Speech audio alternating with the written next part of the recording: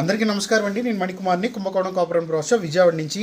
ఈరోజు మనకి మార్నింగ్ లెగిస్తే ఒక బర్డ్ని అయితే చూస్తే మనకి మోటివేట్ ఎలా అవుతాం అనేది ఆ బర్డ్ వల్ల మనకి తెలుస్తూ ఉంటుంది. అదే ఈగల్ అనమాట. యాక్చువల్గా ఈగల్ మోటివేషన్ స్టోరీ. ఈగల్ గురించి మనం తెలుసుకున్నా కూడా చాలా చాలా ఇన్స్పైర్ అవుతాం. ఎందుకంటే కింగ్ ఆఫ్ ద జంగిల్ వచ్చేటప్పటికి లైన్ ఎలాగో అలాగే కింగ్ ఆఫ్ ద బర్డ్ వచ్చేటప్పటికి ఈగల్ అనమాట. సో ఈగల్ అనేది కింగ్ ఆఫ్ ద బర్డ్.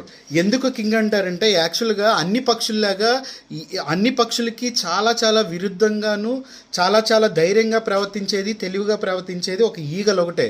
అది అందరికీ తెలిసిందే.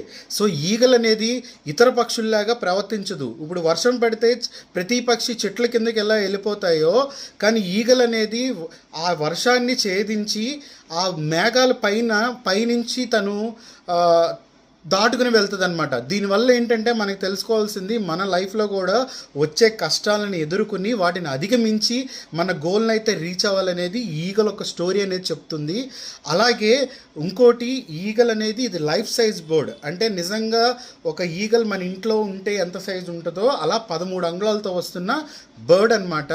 సో ఇది ఐటీ సెక్టర్ కానీ, స్కూల్స్లో కానీ, లేదంటే ఆఫీసెస్లో కానీ చక్కగా పెట్టుకోవచ్చు. అలాగే మనం మార్నింగ్ లేస్తే మన కంటి ముందు ఈగలు ఉంటే మనం ఈ బర్డ్ని చూసినప్పుడల్లా మనలో కూడా తెలియని పాజిటివ్ సైకాలజీ అయితే డెవలప్ అవుతుంది. అలాగే మనం ఎవరికైనా జూనియర్స్కి మోటివేషన్ స్పీచ్ ఇవ్వాలంటే ఎవ్రీడే బ్రీతింగ్ ఇలాంటి ఈగల్ని చూపించి దాని లైఫ్ హిస్టరీ, దానిలో ఒక సైకాలజీ ఎలా ఉంటుంది అనేది చెప్పి కూడా మనం మోటివేట్ చేయొచ్చు. అది మన పిల్లల్ని అవ్వచ్చు, అలాగే మన ఇంట్లో మన పిల్లల్ని అవ్వచ్చు, వాళ్ళకు కూడా మనం ఇలా బ్రీతింగ్ ఇస్తే బాగుంటుంది అనమాట. సో అలాగే ఎవరికైనా గిఫ్టింగ్ కూడా బాగుంటుంది, హోమ్ డిస్ప్లే కూడా చాలా చాలా అందంగా ఉంటుంది.